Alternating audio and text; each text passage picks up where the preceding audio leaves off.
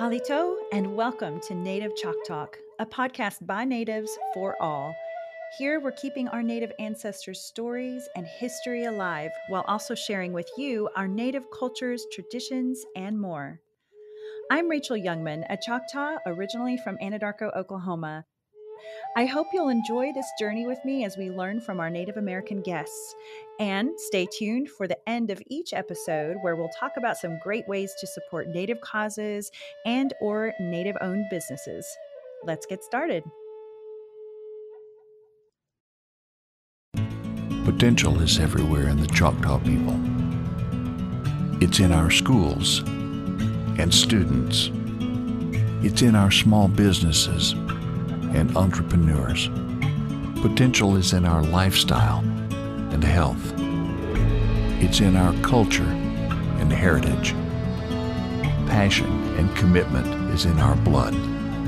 Ingenuity and economy are a tradition. And the Choctaw Foundation was founded for this potential, to cultivate minds and hearts, to stimulate ideas and passions, to extend lives and improve health through education, and to preserve and promote the power of our past. The Choctaw Foundation, meeting the potential of the Choctaw people. A Native American boy sat at his mother's feet in Indian Territory, eagerly listening to the story of when his mother was young. She told of happy times with family and friends in Mississippi before they traveled to their new homelands. The boy couldn't help but ask, though, why did her family leave Mississippi? And whatever happened to his grandma and grandpa and all the cousins and friends who still frequented her memories? Tears filled her eyes as she told of playing with her cousins in the yard when soldiers came to their home and forced her family to come take a long walk to Indian Territory. They had very little time to grab what they could from their home, the home that had been passed down through generations in a land that her ancestors had roamed for centuries. They had no choice but to join the soldiers and to make that 500-mile walk, now known as the Trail of Tears. She feared the soldiers as she observed them hurting and even killing some of the people on the long journey. Little babies were left behind to die. The elders were beaten for not being able to keep up, not to mention the freezing cold and the diseases that caused some to give up and sit down on the earth, making the decision that they wouldn't go any further and would die where they sat. Upon arrival to Indian Territory, she found herself and her mother now alone. Her grandparents, father, baby sister, and several cousins met death along the way. Facing starvation and fearing the unknown, they hoped to find food and settle in with some fellow Choctaw that they had met along the way. But soon they also found themselves raided by warring tribes and the light-skinned people who entered their land. Not a single day was easy. The stress from being torn from their homelands was only the beginning of a long struggle. Although many years had passed since this traumatic ordeal and she had married and bore her little boy, she never forgot the pain of watching her family die, and she was tormented by the memories in her nightmares.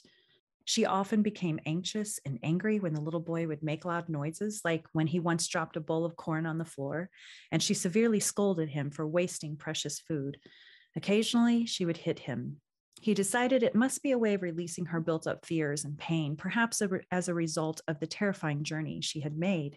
The little boy then faced his own dreadful ordeal when one day men came to the house to take him away to what they called a boarding school. He couldn't figure out why he had to leave the only people he had ever known. He missed his mother and his community. He wanted to go home. Despite making a few friends, he was unhappy and woke up every morning fearing what might happen that day. The teachers and the staff were angry and mean. They cut off his long hair and would beat him and the other students if they spoke their language. But he didn't know how else to speak, and he couldn't understand what the teachers were saying. He was worked from sunup to sundown, and sometimes it was hard to perform his chores with a broken arm or the headache from one of the beatings. He lived and grew up in fear, unable to understand why he was made to be something he was not, and unable to be with his family ever again. Upon returning to his home at age 18, he found that his mother had passed and nothing was as it had been before. Eventually, he married, but the happy times were short-lived. His memories and pain he suffered from both his mother and the boarding school led him to drink and to hurt his wife and their children. And they quickly learned to also follow suit, doing the same thing to their own families someday. This isn't just a one-off sad story that happened to one family. This was an occurrence among thousands of American Indian families, and the story continues on, in some cases with little to no change. I tell this story to help paint the picture of why our Native American community tends to have some of the highest numbers of suicide, addiction, and abuse compared to the rest of the world. There is hope, and many are learning to break cycles that have destroyed this community for generations, but there is still much more work to do.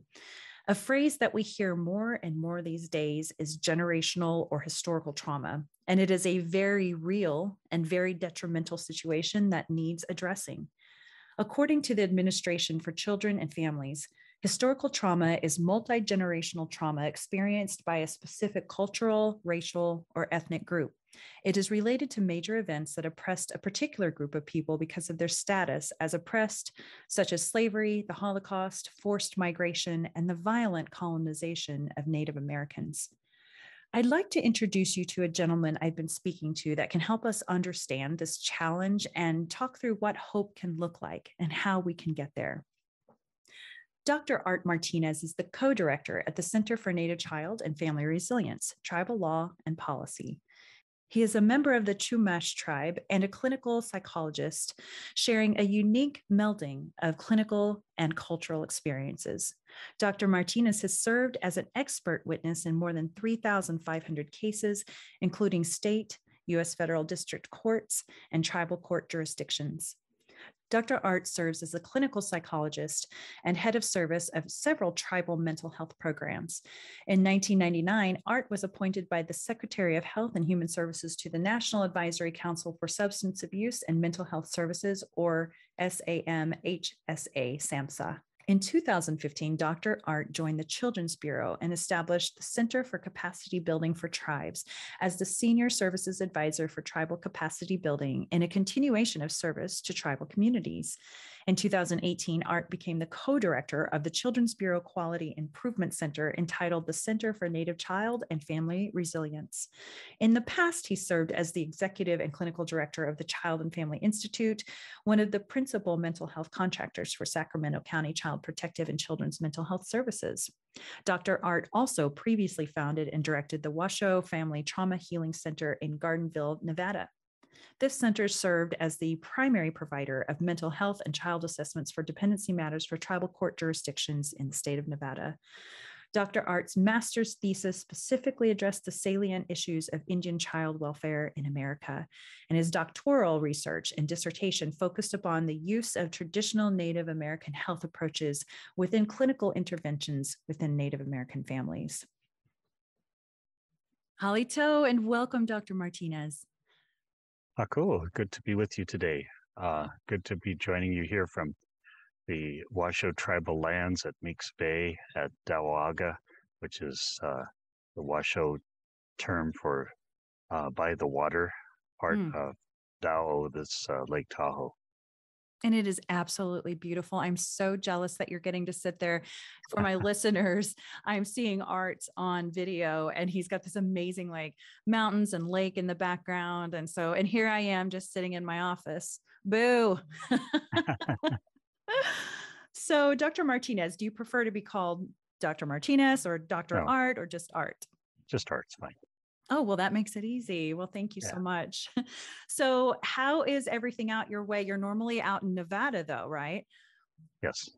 Okay. Yeah, well, I'm in, we're right at the border here of California and Nevada, and things are well here. We have, the ongoing tragedies of our communities with COVID and violence that seems to be a constant over the last few years within our communities. In the work that I do, I am a trauma specialist, clinical psychologist, and I'm Chumesh of the Chumesh Tribe.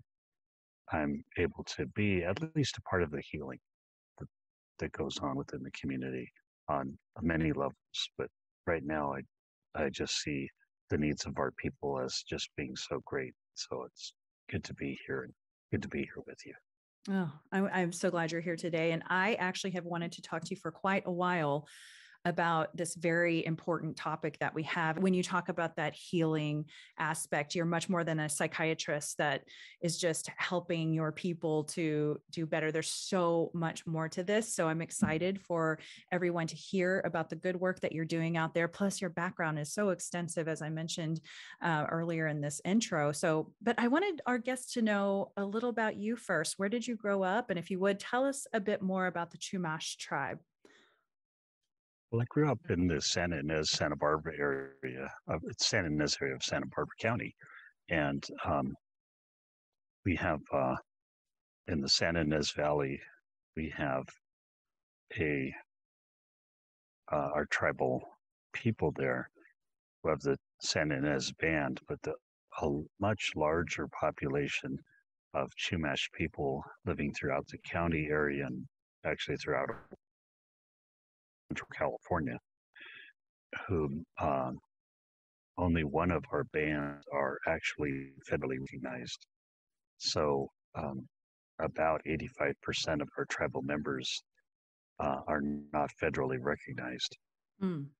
So it makes it difficult for us when we have, different categories of Chumash tribal members, of recognized, unrecognized, descendants, tribal members, at many levels. So we struggle, like many tribes do, with defining our alliances or identification. Mm. And the much like many of the California tribes, the California tribes were all recognized when it came time to sign a treaty back in the 1800s. But when the federal government refused to ratify the treaty, then with that, later on in the Termination Act, which also affected Oklahoma and other areas, the policy was that to not recognize tribes, and with the hopes that we might just go away. Well, we haven't, and here we are today. Amen. You're still here. That's right.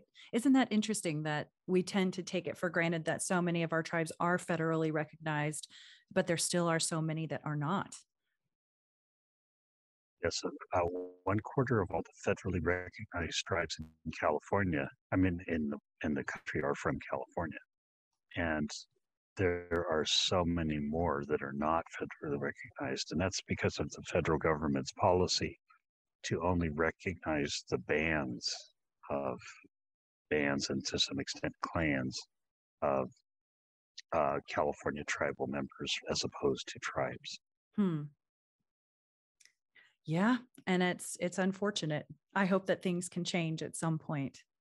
Is that an endeavor right now?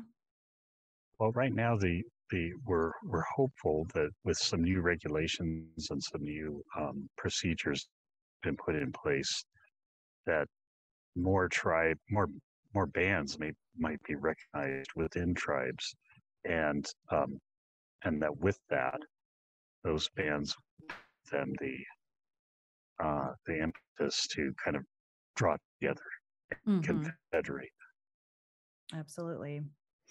Wow. So later we're even going to talk more about your Chumash family history and some interesting stories there.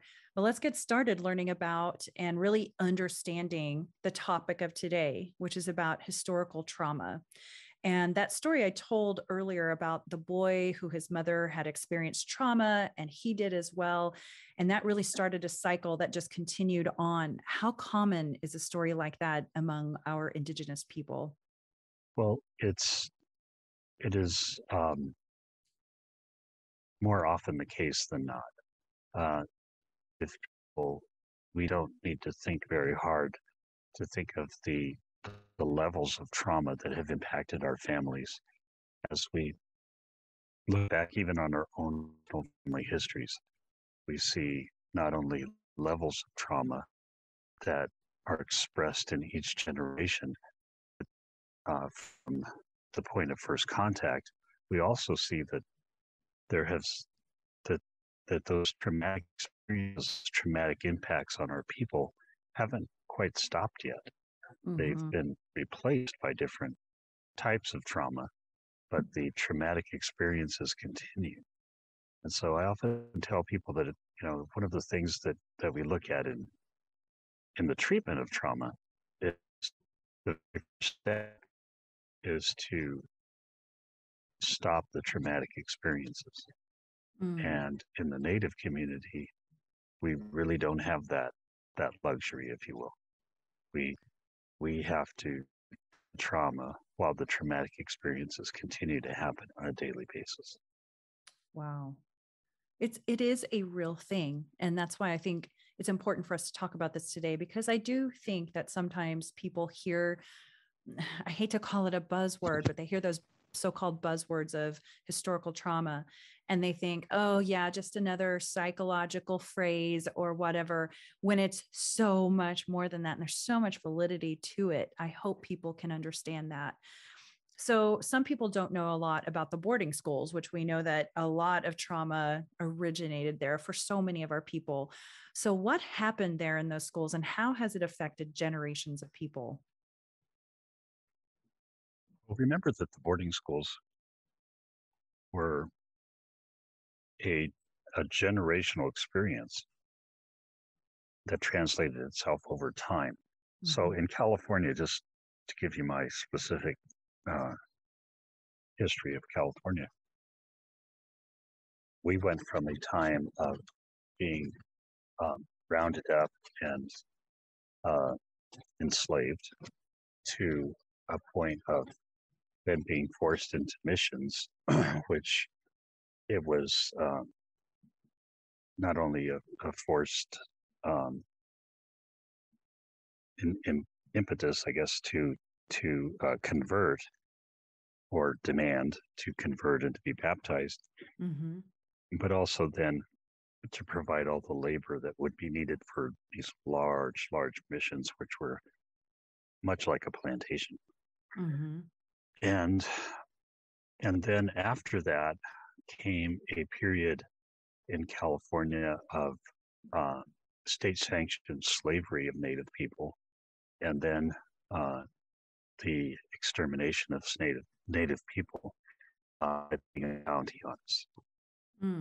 Right around that time, the boarding schools came in, and it was, and by the way, I should just say, remember that in California, our villages and our communities had existed in California for many of them for over 10,000 years in the same location. And our ways were very, very traditional and grounded in those locations. And because of the bounties that were decreed, whole villages had to pack up and run in the middle of the night, one night. So after so many thousands of years of being the caretakers of our area, we were forced to flee in order to save our lives and the lives of our family. In that, shortly after that came the boarding schools, which were kind of sold as to our people as, we're going to take your children away so that they won't be harmed, so that you won't have to run with them. Right. And that they'll be taken, that way they can't be killed, because many were being killed. In Southern California, dating back to the times of the Spaniards, a common way of capturing our native people was to take the babies and capture the babies and throw them into cactus patches. Oh my God. So that they would scream and cry and be, just consumed really by the cactus. And then the people would come to save the babies, and then they would be captured. Wow.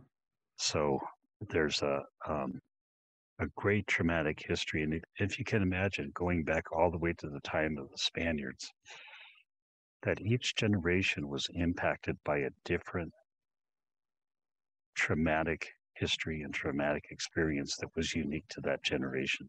Mm-hmm. The boarding schools were just another impact. They were a very severe impact, but they were another impact that took away from us the very people who we were, our livelihood, way of eating, our way of dressing, clothing ourselves, um, our ability to speak our own language, um, and to be even members of our own families. So the idea was to take our identity away. And that happened as much in, at that time, that happened as much in government boarding schools as in mission schools. Mm-hmm. So we had that wave. And that wave was followed by a wave of still boarding schools. You know, the boarding schools and mission schools still continue. But it was more predominant that our children were removed from our care and placed in non-native foster homes. And to the point where, you know, in some of our communities, upwards of more than 35% of our children were in placement at any given time. Mm-hmm. So those children rarely returned back. And so you can imagine what happens to each generation.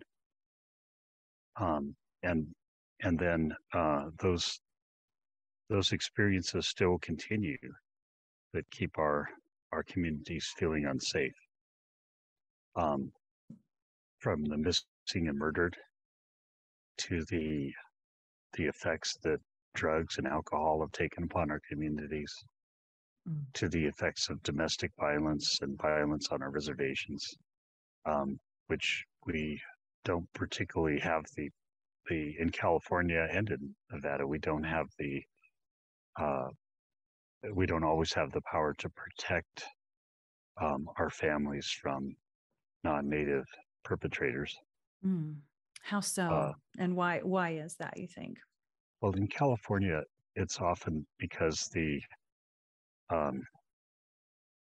perpetrators, I'm sorry, it's often because the jurisdiction is given to, much like it was in Oklahoma for a while, or for a long while, the jurisdiction for law enforcement was given to the state.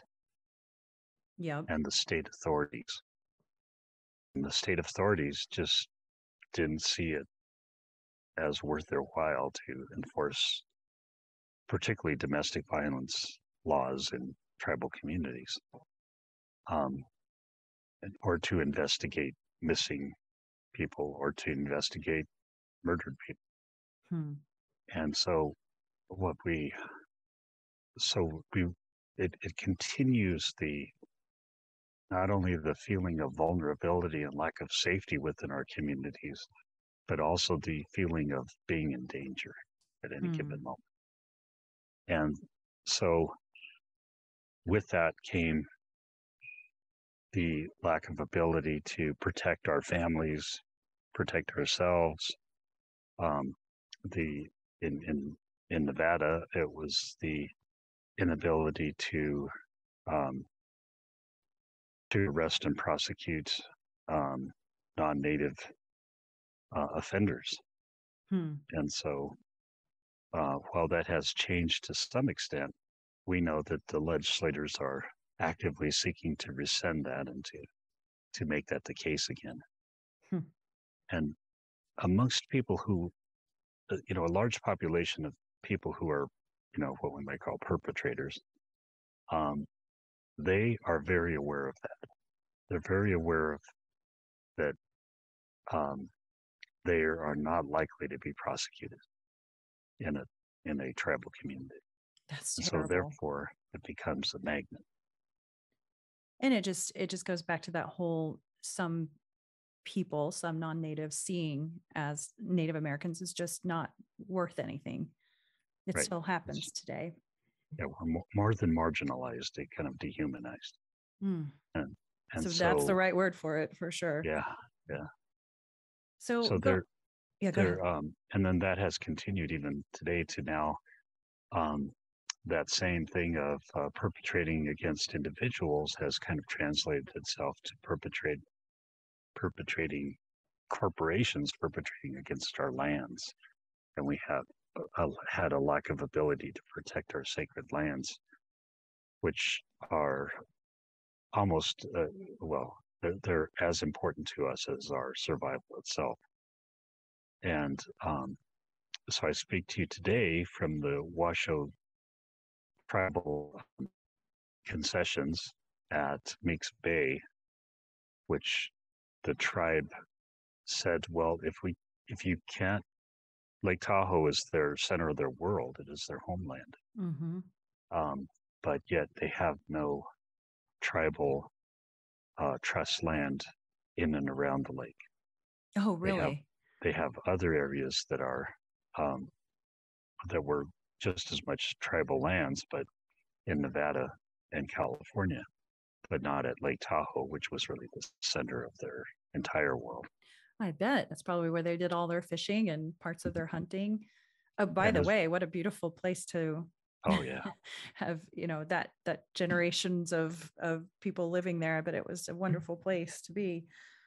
right. So this property that I'm at today is an attempt through just basically a lease of a concession of Meeks Bay for the tribe to establish that they do have a right to be here at Lake Tahoe, and to recognize that they can gather amongst their sacred lands and all of their sacred spots that are here at the lake.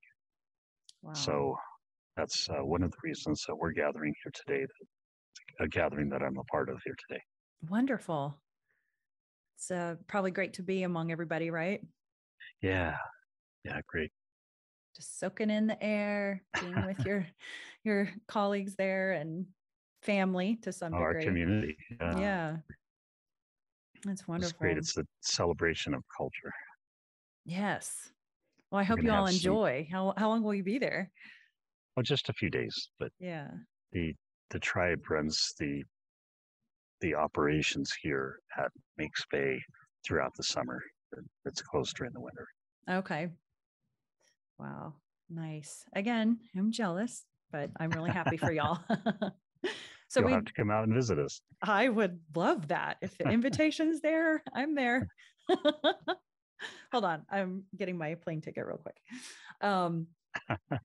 So, you talked about the boarding schools, and I thought that you really gave us shed some good light on understanding that. And it's not just the boarding schools. I tend to think that the removal of many tribes was also traumatic. When we talk about the Trail of Tears and other removals that happened in different parts, and later, even after what some people even knew, like in 1907 or somewhere around there, my Choctaw people had another removal. But yes. In other words, yeah, go ahead.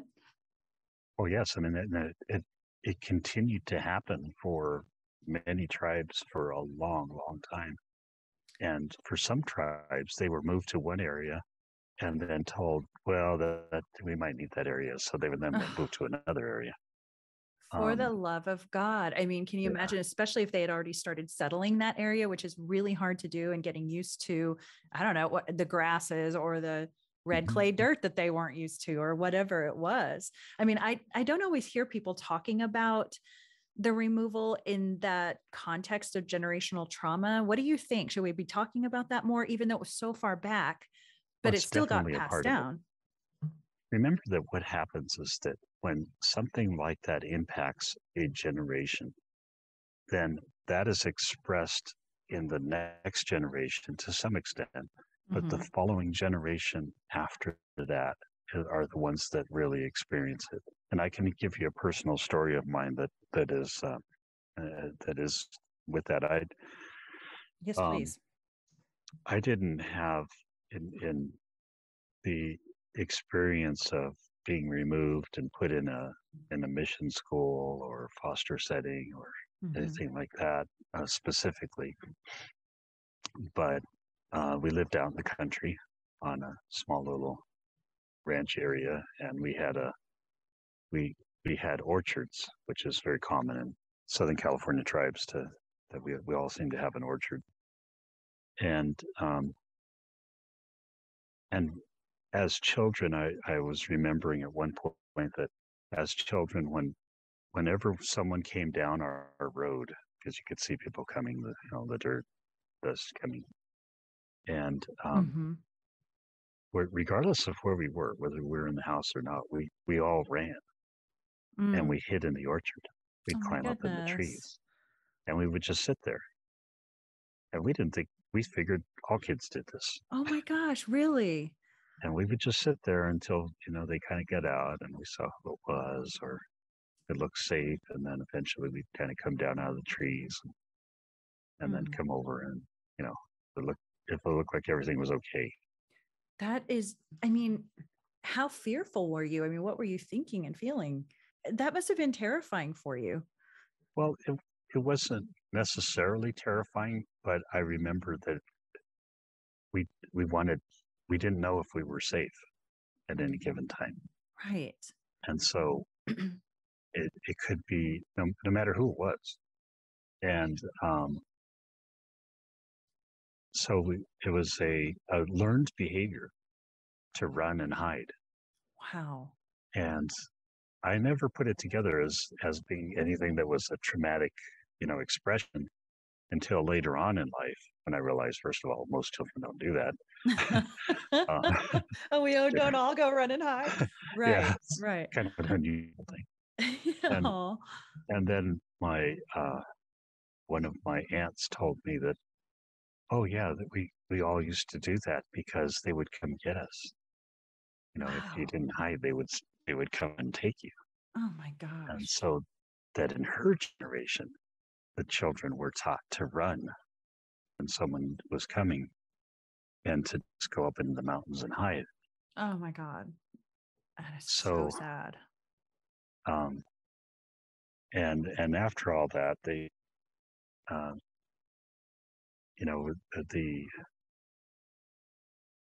the experience was, so generations later, just to make it simple, the generations later, the behavior still survived. We weren't quite sure why, but right.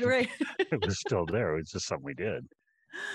And there were many other behaviors like that I can remember. That later on I realized that, wow, most kids probably don't do that. And what we find is that those are intergenerational expressions of trauma that happen sometimes for generations after that. And then if you take that experience and you put another layer of trauma that happens in the next generation, then that's going to be expressed for generations. And they don't have a compiling or an additional effect on each other. They have a multiplying effect on each other. Oh. And so then we begin to see that as flawed. Somehow there's something wrong with, with either us or other people who look like us. And we begin to identify with the aggressors, that, many of our people that just say, well, if you just follow the right way, you won't have these problems. But that's also an expression, of course, of that diminished sense of self. So in all of these ways, as we then begin to shed that and say that, we have survived this and we are strong in our survival, and our culture has an incredible sense, place of support and strength for us as a people that we can't deny. Then once we begin to kind of come out of that, I think of it as coming down out of the trees, right? Right. Kind of come down out of the trees a little bit. we begin to realize that, hey, how did this happen? Why is it that we're having these problems? And remember, that is that's the most insightful of our people. Many of our people are still there. Hmm. And many of our people that we worry about or that we see as maybe troubled within our communities, you don't have to look too hard to say, well, these are the families that were significantly impacted by each of these waves of traumatic experiences that happened. Wow. And with each wave, it makes them more vulnerable to the next wave. I'm learning so much. I'm sure our listeners are as well. Go ahead and finish that thought. Well, so what we don't want to do is feel helpless or hopeless about it, because there is strength. And the strength is that as we find wellness as a community, then we're able to share that wellness with those who have families that are still struggling. And so in our way, our Chumash way, if you see a family or a child particularly that's they're not doing well, their family can't feed them or something, or they're maybe being what we call mean to them, then we adopt those children into our family. That doesn't mean their other family doesn't still exist. It means that that other family is now our relatives. Wow. And we have a responsibility not only to take care of that child, but then to take care of our new relatives and to help them to live a better life. Our ways are coming back, and fortunately, in a way that very much promotes wellness amongst our people. Yeah, because I think about, you were even practicing that same behavior that had been passed on to you because of some terrible events that had been happening to your ancestors. And so that's even in your generation today. And so it makes you wonder, at what point do we stop being afraid? At what point can everybody kind of breathe a little bit? And then, where does that start? Does it start with just understanding what generational trauma can be?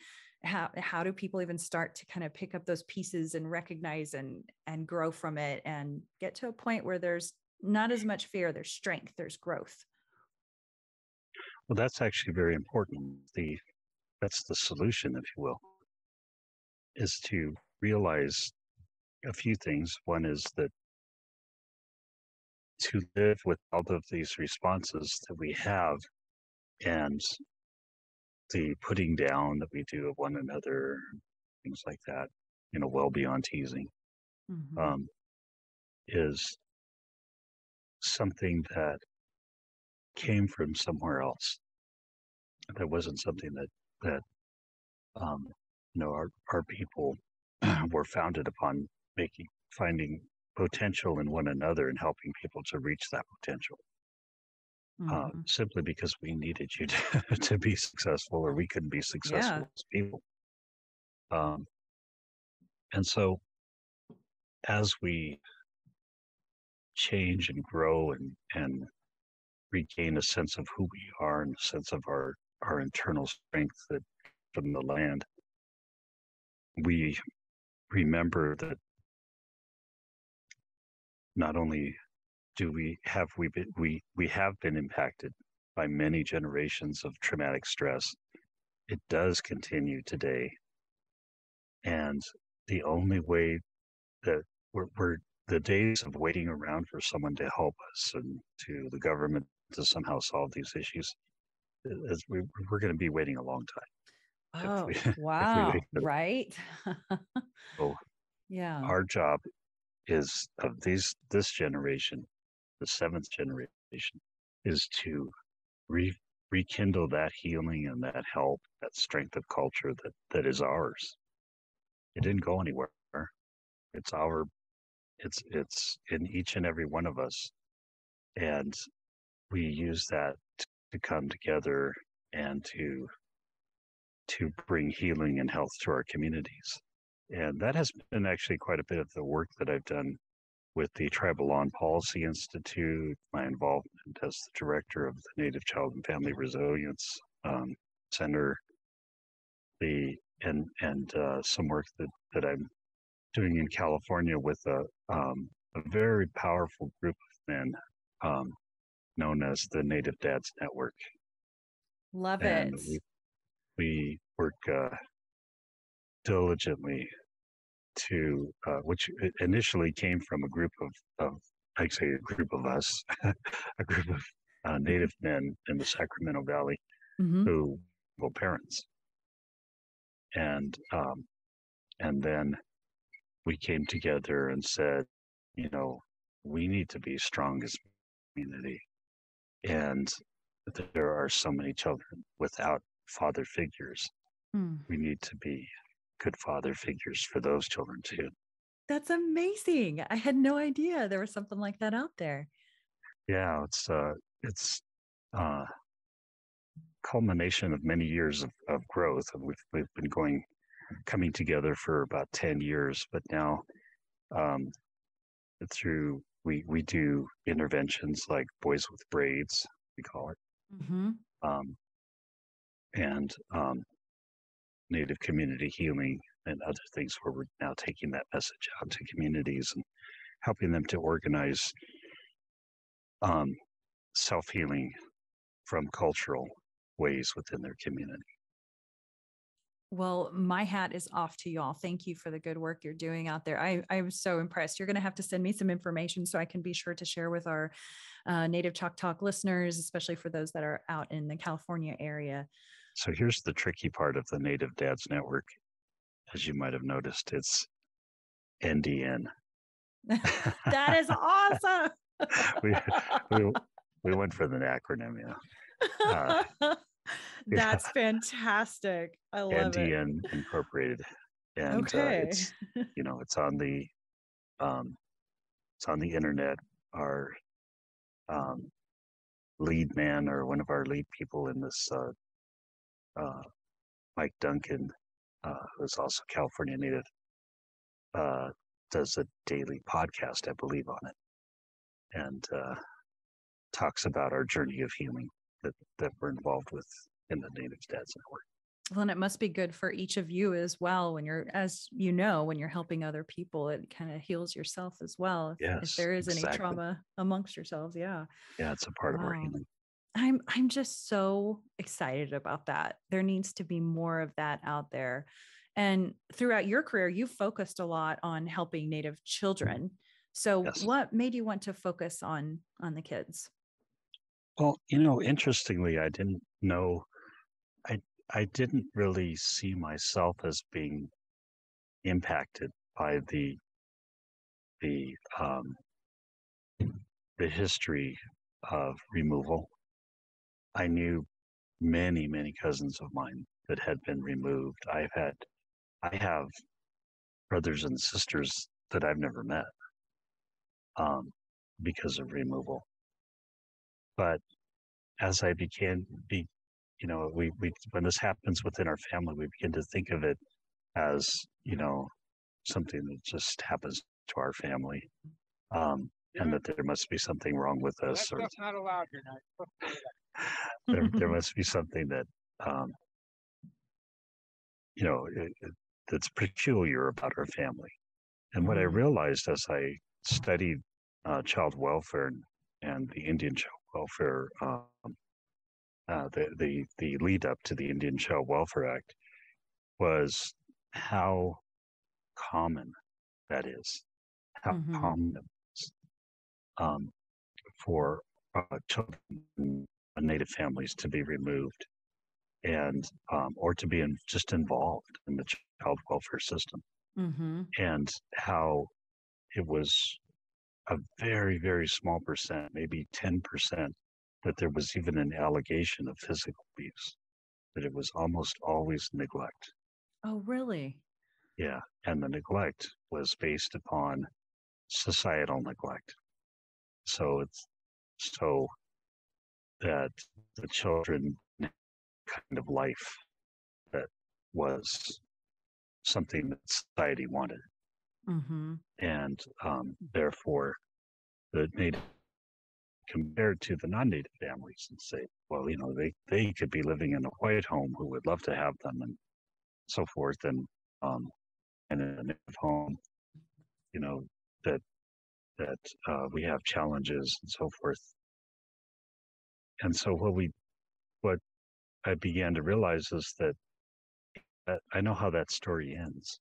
It ends with all of our children being removed kind of forcibly to another culture, much like that's been tried several times, by the way. There's termination, there's boarding schools, there's relocation. It never worked. True. We know for sure that doesn't work. Yeah. And what happens is that the repeated attempts to do that will cause harm to children that we can't even calculate.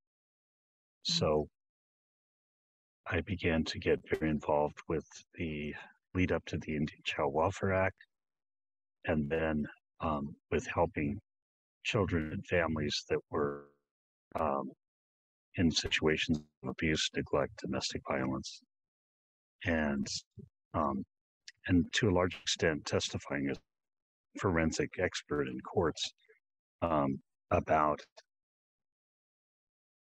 the needs of children that were in the court system. Okay. And what I found was that very rarely, I mean, there would be many psychologists and counselors involved with Native families, and they could often tell the court, build a whole litany of a whole case about why the family wasn't deserving, why they had problems, that they were uncooperative. When I became involved in the case as a Native person, I was able to sit down with the family and say, I'm not here to say what's wrong with your family. I'm here to find strength that we can build on so that you can become the strong family that you were intended to be. And then I could show the court how we could do that. Yeah. How were the courts with that game plan? Well, to a large extent, they actually supported that. There were many cases, though, and it was time that I used to kind of laugh amongst friends about that the worst 10 judges in California, I was appearing before 7 of them at one time. Oh my goodness, really? And I've had judges walk out during my testimony. I've had judges say to me that they can believe that these kind of problems might happen in the Indian family, but not in the all-American family. Oh my gosh, really? How completely disrespectful. Yeah. So we've come a long ways, I hope, in the education of our system, but it's still there. We still have the biases exist. And my work has been focused on going into those courts, going into those families and saying we can make this different on a case-by-case basis. And then now, more recently, I've been working on national models for community wellness that come from our cultures, come from our own ways, that can help families to be strong and to find their path back to the resilience that is ours.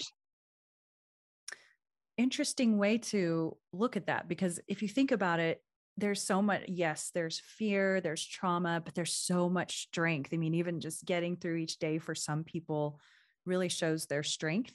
So to share that with the greater, communities out there, what an idea. So can you give us a sneak peek as to what that looks like? Well, we have projects around the United States working with, and by the way, there are many tribes doing this work on their own without, any without any fanfare or whatever. Yeah, right. But we were able to find communities, community projects that were basically using their cultural ways for strength Mm, to help families. And then what we have done is we've developed ways of evaluating those programs can actually show the impact of the programs. Typically, what happens in child welfare work is that they say, well, the the programs, whatever program the parent might of care the parent might need to be involved in, that it has to be an evidence-based program, evidence-based in the it's effective. Well, right. interestingly enough, when something is evidence-based, that means that it's effective for all cultures. And so if you Okay. have something that's culturally specific, you've almost negated the ability to show that it's, that would ever have an evidence base, because they would say, well, you have to have a control group, you have to be able to show us that it works in Mm-hmm. other cultures and so forth. So what we've done is we have said, no, let's just see if it works for natives. Yeah. And and um, and what we found was in the programs, it was very hard to show any kind of success in the literature with native programs upon strength. Hmm. But when we change the lenses that we evaluate on, and we use an indigenous way of knowing evaluation model, we're actually saying what what change happened that we experienced with the families or with the programs, Mm-hmm. um, that actually measure the cultural things that we were trying to change. So Oh my gosh. Right. yeah. Yeah. Wow. So if you it's a little bit like I use this story to kind of explain it to people, is if you said we're going to do a cultural intervention and we're going to have people, let's just say, um, individuals who are trying to recover from drugs and alcohol, that we're going to have them go to sweats and we're going to have them become involved in cultural Mm-hmm. counseling. Right. And we know they do better.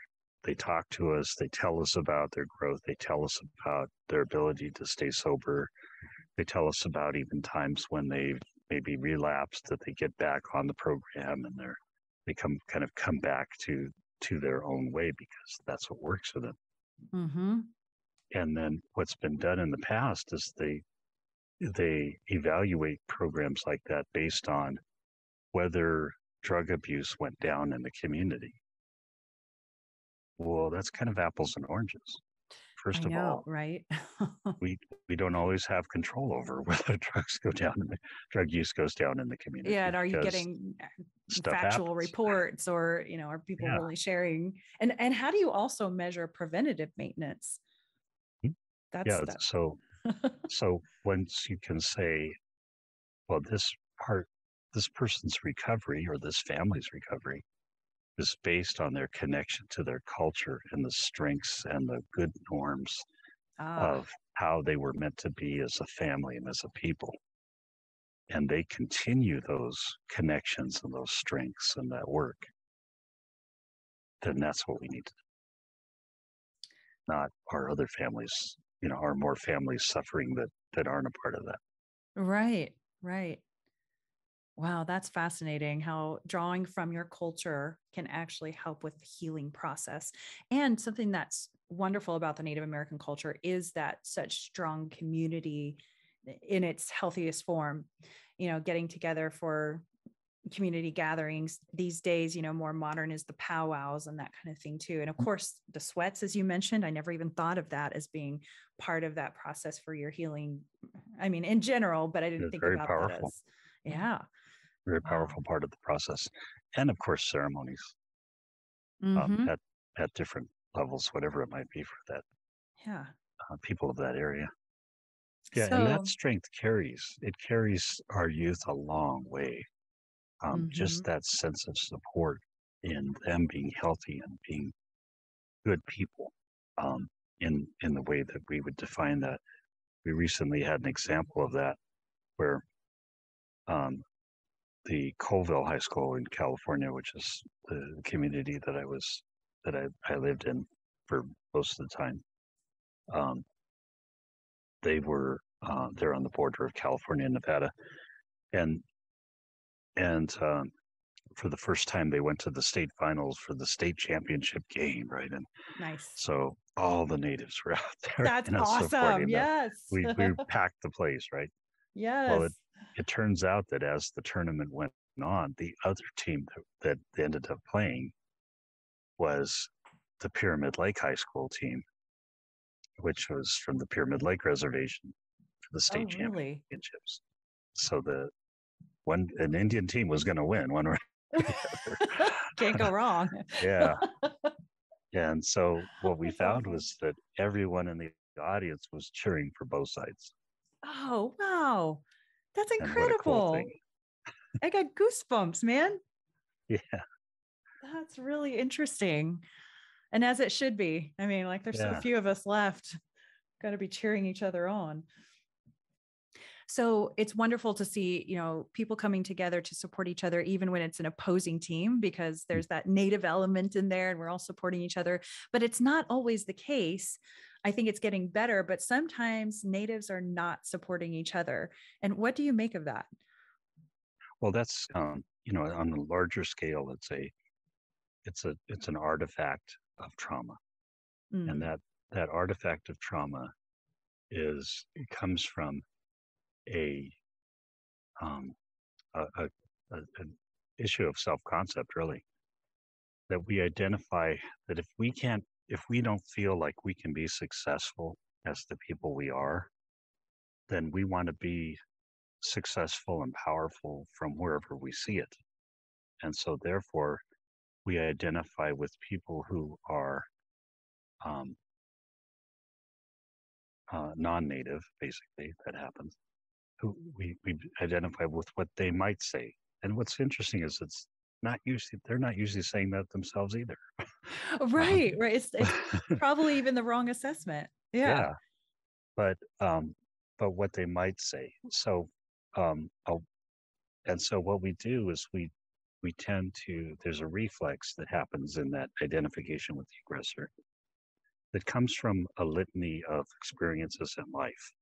And that litany of experiences has to do with, you know, everything happens, everything that happens to me, all the misfortunes that my family goes through. The only thing I can see is that people that look like me, people that come from where I come from, that they all tend to have this problem. So there must be something wrong with the people I come from or my family. Mm-hmm.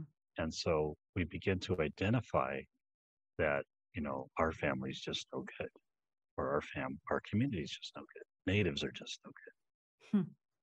And then it's not a long step from that to say, well, then obviously the people who are making that judgment must be the good people.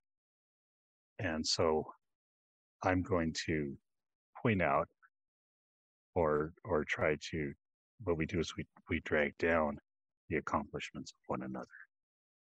And but I had a great example of how to counteract that in Do my tell. life. We all need to know. As one of my grandmas, and she taught me a lot. And Sometimes teaching can come in different forms, right? oh yeah, and no matter what happened, you could say you broke your leg. Right. She'd say, "How wonderful!" Oh, and she'd say, you're going to mend, and your leg's going to be stronger. oh I my go, gosh. I wow. love your grandma. Yeah, she's great. And and and so I've used that even in my own work. People come into my office, and I tell them, for they come for the first time. Maybe they've been referred by the court. Maybe they're in the court because of their child welfare issues.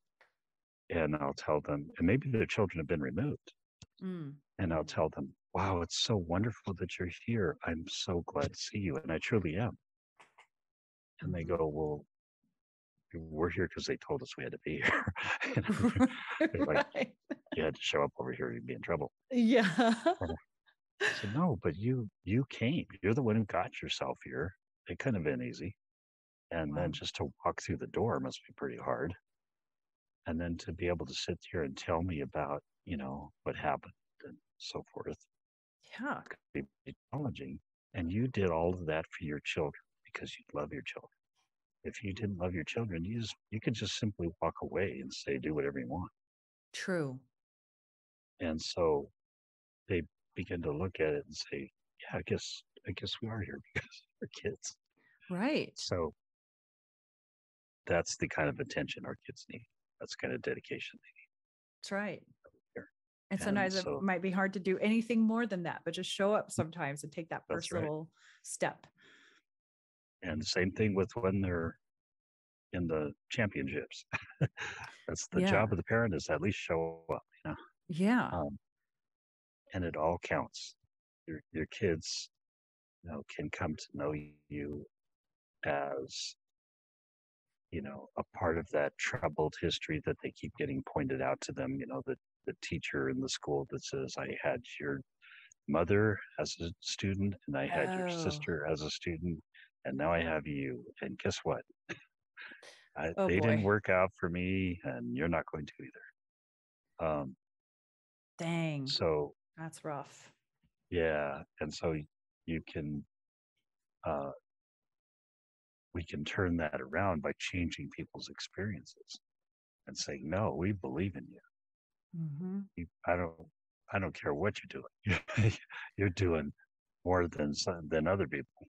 Right. And the work you do in this podcast is a gem because you're spreading the word of success. Oh, awesome. I'll take that. Survivance. It is. It's great work. Wow. Yeah, I love that. And just, maybe it's a good word for all of us who, support your Native brothers and sisters. Whatever they're doing may be hard or it may not be hard, but support each other.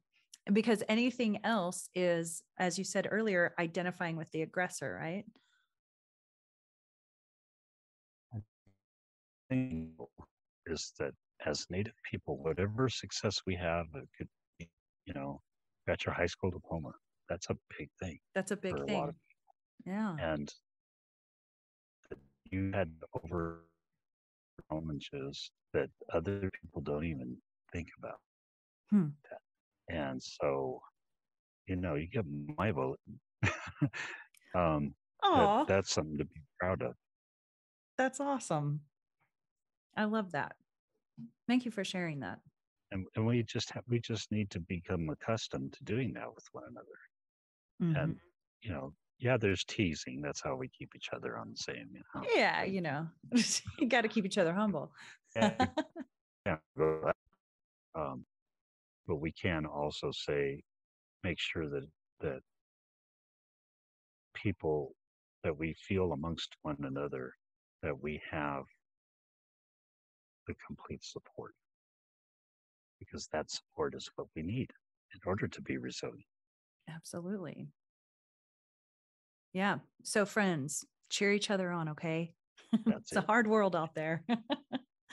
And something I was thinking about as you were saying that, and that support and all that, and then when there's not support, and then you mix that with the historical trauma that we've talked about, I've had quite a few of my Native friends whose children have committed suicide from a range of age, younger than you would think, and up into whatever age, even after their career was going and all that. And it's obviously heartbreaking. And sometimes it feels like that kind of news just keeps coming and coming every time I look at my Facebook and somebody's announced that that has happened again. According to the National Indian Council on Aging, for Native youths aged 10 to 24, suicide is the second leading cause of death, and the Native youth suicide rate is 2.5 times higher than the overall national average, making these rates the highest across all ethnic and racial groups. And again, we're a minority, and yet our numbers are really high in this area. So this is a big topic, and it's something that's near and dear to a lot of our hearts because, again, we've experienced this within our own families or across our community. What are your thoughts on this? Suicide among our population and all that. It is a huge issue in our communities. And, I could tell you pretty saddening stories about, the experience of families that I've seen. But really the issue is that it's a reflection of the hopelessness. Depression is a very serious thing. It's a life-threatening disease. But depression is as much as just having a depressed mood. That's just a small part of it. The depressed mood, the feeling of hopelessness that things will ever be different. Right. And the feeling of helplessness to do anything to change it. And our children in our communities oftentimes grow up with a strong sense of helplessness that things will ever be any different than what they experience on a daily basis. And they grow up with a sense of helplessness to change it. And so how do we counteract that? Well, obviously we treat the depressed mood. That's important. But we have to understand that what gets you there is the learned helplessness and learned hopelessness. Which means probably the family needs treatment as well. Yes, the family needs treatment. Oh, how hard is it to get, and I totally agree with you, how hard is it to get everyone involved in that counseling? Well, you start with the child because they've at least, they for the most part, at least accept that the child has needs. And then rather than talking about, obviously we try to change their mood, we try to show them ways to improve their mood. But that only gets you so far. It's really about empowering. When they feel empowered, when they feel like, oftentimes I'll tell, I'll work with youth and say, what's your family known for? And they'll say, as a way of entering conversation, and they'll say, "Oh, my family's no good," right?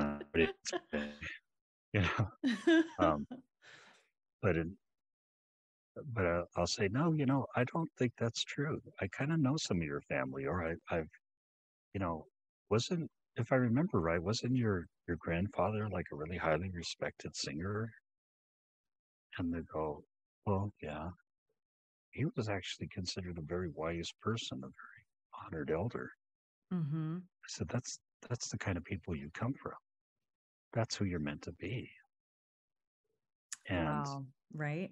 So you want to be able to change our vision of what we're meant to be. Wow, interesting. And then once they kind of understand that, then I said, then we got a lot of work to do.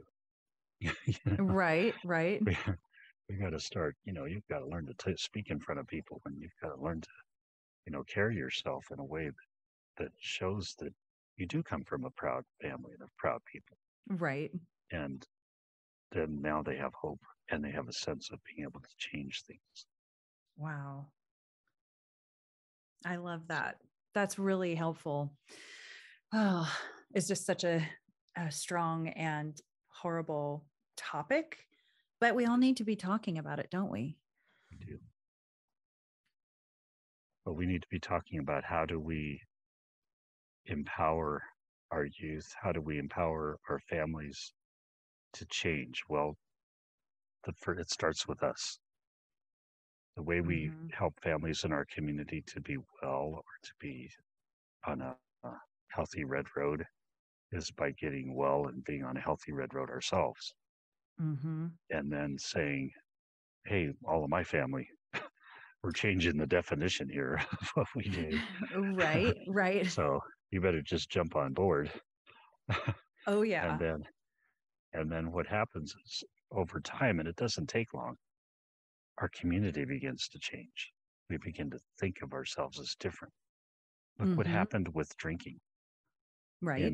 In a short amount of time, we began to stand up and say, we're not alcoholics and we're not going to live that way anymore. Amen. And that doesn't define who we are. And so in a short amount of time, people start saying, we're not, that's not who we are. And that's not what we're going to do anymore. That's what we're going to teach our children. We don't even know. Well, Mm-hmm. I know how we got that way. Alcoholism and substance abuse is the number one symptom of post-traumatic stress disorder. Oh, okay. So I think that's big too, because historical trauma, we might just look at people and say, okay, substance abuse, sexual abuse, what else? Suicide. Those are just all kind of the exterior of what's really going on in that historical trauma, right? Or Yeah, like those you are said, identified symptoms of, okay. Mm-hmm. of trauma. Wow. So we can chase the symptoms all day and not get Right. very far. But when we say, let's change the experience, let's change the way we see ourselves and the things that we accept Mm-hmm. amongst our community and ourselves, then we begin to fill people with hope, with empowerment, and with a sense of who we were meant to be as a people. So where do people go for help? Does the Native American community typically somewhere in the area have someone that they can go to that understands the Native American culture and trauma? Well, not always. And so to a large extent, we have to change the way we provide services to what we call a trauma-informed way. And I've worked with many tribes in that process Mm-hmm. of understanding how trauma affects people and understanding that makes the way that they access services different. Ah, And um, and so we have to make allowances for that. We have to change the way we provide services. And we also have to, again, begin at home. So, if you're one of the things that we teach people, trauma informed care, is to provide safety. And mm-hmm. people say, well, that shouldn't be too hard. I feel fairly safe here. Well, when you start looking at it, do you really feel safe? Yeah. Do you feel like um, things are done well in your job? Do you feel like you can be relaxed in your own skin and your work? Yeah. Um, Being used to something is different right, than actually feeling safe. right. And the crux is that you can't give something away that you don't have. Mm. And so we begin to train people how to do very simple things to make people feel culturally empowered, safe, develop a Mm-hmm. trusting relationship, Indeed. collaborate. Like I believe in you enough to allow you to be the decision maker in your own change. And many people aren't used to that. Hmm. You tell me what I have to do, and I'll tell you why I can't do that. Right. Right. So I have a friend who's non-native, and she's a psychologist in Oklahoma. And of course, there's a huge Native American population in Oklahoma. And I was telling her about the conversation that you and I were going to have this evening, and she was so excited. And she said, "Oh, I just wish I knew how to deal with my Native patience more in that way. So she was looking forward to hearing this episode when it does come out. For, there are communities, as you were saying earlier, that not every Native community has the access to maybe a Native psychologist or someone who specializes in that. So for the general population of psychologists out there that are working with the Native population, are there any resources? Is it easy to even just Google, how to work with that community? Well, there is a whole I recommend to psychologists three things. One is that become a part of the community. Being external to the community makes you almost inaccessible to the community. So people have to see you as accessible. So if you're a part of their community, then they can meet you in informal ways and know that you're not someone that would present harm to them. Fascinating. That's good advice. Yeah. The other thing would be to learn the history of, particularly the trauma history of the communities that you're working with and the culture that you're working with. Learn the cultural ways, learn what's, right and wrong. Fill yourself with that information so that you're at least informed. Mm-hmm. Then probably most importantly is to follow the tenets of trauma-informed care. And the most powerful pillar, what we call a pillar of care in trauma-informed care, is cultural empowerment. Okay. And that allows you to build on the strength of individuals rather than their deficits. Very good. I'm going to make sure I write those down so that our Native Chalk Talk listeners can also hear that in case there's someone out there that might benefit from that knowledge. That's great. Thank you for sharing that, Art. And the good part is that you don't have to be a professional to do that either. True. You could be a community member and do the same thing. Yeah, that's a good point. Be a friend, Yeah. I feel like there's be a good relative. Yeah, totally. So my mom many years ago used to work for DHS in our area, and she would transport kids from one house to another based on, getting a kid out of a situation or taking one from one foster home to another. And, that's kind of a hard job sometimes when you're seeing these situations. And some of the stories that she would tell us were so awful, and some of them she couldn't even talk about because it was just so rough. And I think some people, we're in our happy little bubbles. Maybe we had a good childhood, or we're raising our kids in just a healthy, best way we possibly can. Some people don't know what goes on in certain households, obviously. And it's probably a lot more heart-wrenching than some people would think. And obviously we don't want to talk about all those details on here, but is there anything that you would say to maybe people who observe things in a neighborhood, and this could be for any culture. It doesn't have to just be, like a fellow Native with a fellow Native. Is there a way to call each other, hold each other accountable or help each other? Or if you see something that's rough going on, what does someone do when they're observing something like that? Well, first, feel empowered enough to intervene, but maybe just as important to teach. Our elders used to be great, and still are, great teachers. And so they would instruct us by sharing knowledge with us. And for instance, if we saw someone who was was being mean to their children, we might say, there's a lot of reasons in our community that we're not, we don't treat our children that way. Oh, wow. And they might tell a story about that. And they might say, it really points to your need for help more than the child's need for help. Wow. So, yeah. And in our community, many times elders will say, just here, give me the child. I'll go over here. Well, Right. I'll get them calmed down. You go take care of yourself over Yeah. there. And that's very Interesting. Yeah. not that uncommon, really. And and but then to reach out to that parent and say, what's going on? This is, not scold them, but to just say how can we be helpful here? Yeah. Yeah. You Not scold them, not be judgmental. Just maybe that person needs a hug or needs some guidance.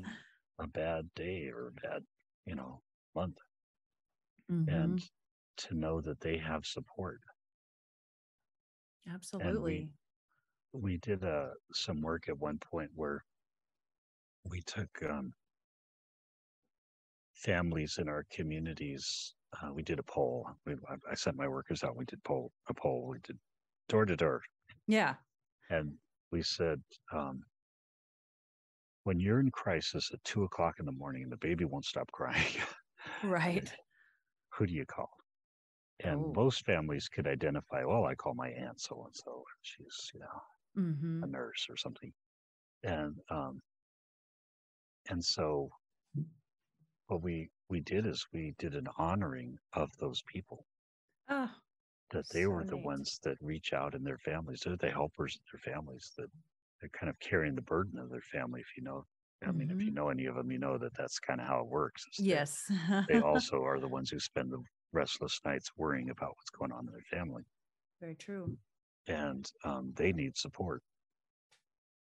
And we also need to learn to be more like them. We can only do that by being healthy ourselves. Wow. So that people, we don't turn to someone for help because they're unhealthy. Right. We turn to someone for help because we see them as being wise or healthy or a good, stable person. And we want some of that. Indeed. Yeah, because it's an interesting thing to what you just said there. I think those are good tools for any community. Because if you think about it, how many families, let's say the child and therefore the family, whether it's through the courts or whatever it is, what percentage of those are getting the help they need through a psychologist such as yourself? And I would bet that it's probably a very small percentage of those who really do need some guidance and support and help. So in other words, if you're not seeing everyone out there that needs your services, then actually, let me not say services. In other words, there's a greater population out there that is really needing help. And sometimes that might be the only help they'll ever get is support from their fellow aunt or their, friend or whoever it is. And maybe that's because that help is right there with them all the time. Yeah. Right.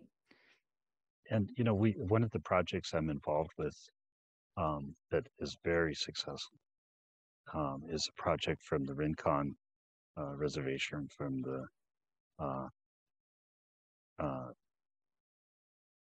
tribe there that's being developed and has been developed. It's called the My Two Aunties program, and it's based upon a way in our communities in Southern California, and I think many tribes, many people have this, that you learn from your aunties. And so the aunties come and they visit the people at the homes, and they teach them. I love that. Not just parenting skills, but teach them, like, these are things you can, like, stories you can use to teach your children why we don't hit each other. Yeah. Or why we have to take care of our families. That's amazing, because it's so proactive. It's getting in front of this thing. Yeah. And then we call it the My Two Aunties program, because the other part of our tradition, that's very much in line with our tradition, by the way, the aunties would come to your house and have coffee and visit and talk to you and so forth. But when two aunties show up, something just happened. Like somebody has crossed the line here somewhere. Now we need to talk to you. The reinforcements are here. That's right. something has gone awry. Oh boy. and, You don't and want those two you, aunties showing up at your house. No, sir. yep, yep. It's time for you to have a lesson and to learn about who we are Yeah. as a family. Yeah. That's interesting. I like that. And so it's wildly successful within the community there, and we're it's being shown to be very effective, and Wow. we are hoping to kind of put it together in a way that other communities can then develop that for themselves. Very interesting. I like that. So if you don't have one of those in your area, get you one. That's right. The aunties are all over the place. They don't have to be rich. They have to be Right. good people. Right. Absolutely. People that can help. Wow. You mentioned to me once that there's a lot of room for hope. And I agree. How so, in your opinion? Oh, we have so much hope that I mean, look at our youth when I work with a lot of youth, and Mm-hmm. when you see in their eyes that they've accomplished something that they didn't think they could do, Wow. when they are in there struggling, but getting it done all at the same time. Mm-hmm. When you have parents that are reaching out to other parents and saying, you know, we need to care for one another, maybe in their family. Uh, we see families coming together at gatherings like I'm at today, where the question is, how can we be stronger as families and as a community, and how can we get to be the people that we were meant to be as a people? Hmm. And what was that? Right. What does our creation stories tell us? And that's the goals that we set forward, and that's the healing that we need. So I think there's a lot of room for optimism. Beautifully said. So anyone who listening to this today, take heart. There is hope. So you are the co-director for the Center for Native Child and Family Resilience, where you focus on prevention and intervention and respect. So thanks for your work there. You're also an advisor for the Capacity Building Center for Tribes. Tell us more about what this organization does. Well, the Capacity Building Center for Tribes is a project of the Children's Bureau, which helps tribes to develop their capacity to provide child welfare services and care to children within their jurisdictions. We are all under the umbrella of the Tribal Law and Policy Institute. That's who pays my salary. Okay. And the Tribal Law and Policy Institute helps tribes to assert their sovereignty, and they have one of the conclusions is there is no more responsibility than to their children. Mm-hmm. And so with that, we, in all of the work that we do, we resolve to make families stronger, make communities stronger, to empower tribes to be in charge of their own affairs. Excuse me, in charge of their own affairs, Mm-hmm. and to promote wellness within our community. So I'm just fortunate to be a part of this work. Yes. I wake up every day saying, "Man, you're lucky." I agree with Yeah. you. You're pretty Yeah. lucky. It's good stuff you're doing. Well, and there's room for more. This isn't, it's not there. We have a great need for people to become involved in this work, whether it be at a community level, a state level, a legislative level. That I tell people that our families have so many needs, our communities have so many needs that the positive in that is that you can start anywhere. True. Very true. And you've given us some tools for that today. Well, we're hopeful. Yes, for sure. Yeah. I think we all need to listen and take heart to this and take these tools and use them. Not just listen, not just hear what Art is saying, but let's all listen and take it to heart and make sure that we are helping others however we can in a very healthy way. We thank you for all you've done for the children and for trying to help us get a handle on historical trauma. Before we close, are there any Native causes or businesses you'd like to promote? Well, the Native Dads Network is that work is very important, as is the work of the Tribal on Policy Institute and its sub programs, the Center for Tribes and the Center for Native Child and Family Resilience, to work with the organizations and mechanisms that we have to better our communities.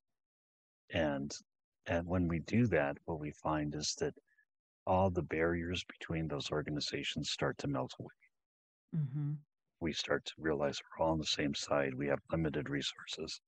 And so we pull together. Some of our partners in the Native Dads Network is White Bison, the Native Wellness Institute, and the Native Fathers Association. So these are all, we have so many agencies that are all parts of the solution. Volunteer, give to them, do whatever you need to do to be part of the answer. Wonderful. Thank you for giving us those opportunities to look into. I will be sure to post the information to those organizations on my Native Chalk Talk Facebook page. And finally, Art, are there any words of wisdom you'd like to share with our listeners? If we can learn to encourage and love our children on levels that we kind of never felt like we had, that there are many families that have a hard time expressing emotions to one another. And that too is part of our trauma history. It stems from the fact that from a situation or a period of time where we almost didn't want to become too close to our children because we weren't sure that we were going to have them long. Oh, great. Now we can reach out, we can hug our children, we can love our children, and those around us that need that hug and love, whoever's child they might be, Right. And in that way, we make ourselves stronger and we make our community stronger. Amen to that. Well said. Thank you, Art, and God bless you. God bless you. Thank you. I hope my listeners out there learned something today. If nothing else, we can all be sensitive to the behaviors and feelings of others. We never know what someone may have been going through, may have faced in their past. And as Art said, there is hope. If you or someone you know is in distress and suicide may be top of mind, please call 1-800-273-8255. Again, that's 1-800-273-8255. And Native Americans who may also be dealing with domestic or sexual violence can also chat with strongheartshelpline.org. Again, that's strongheartshelpline.org. God bless you all. Yakoki. The Choctaw Nation has always provided a foundation upon which a future can be built. From our home in southeast Oklahoma to a bingo hall that grew to be one of the largest casinos in the world. Today's summer school programs lay the groundwork for a love of learning. Small business programs support local economies. And with over 10,000 jobs created, Choctaw offers financial stability to tribal members and our neighbors. Together we build success, because together we're more. Thanks for listening to Native Chalk Talk. Be sure to join our community on Facebook, Instagram, Twitter, and LinkedIn. Simply search for Native Chalk Talk. That's Native, CHOCTALK. And check us out at nativechalktalk.com. Stay tuned for the next episode. You're going to love it. Yakoki. Thank you, my friends.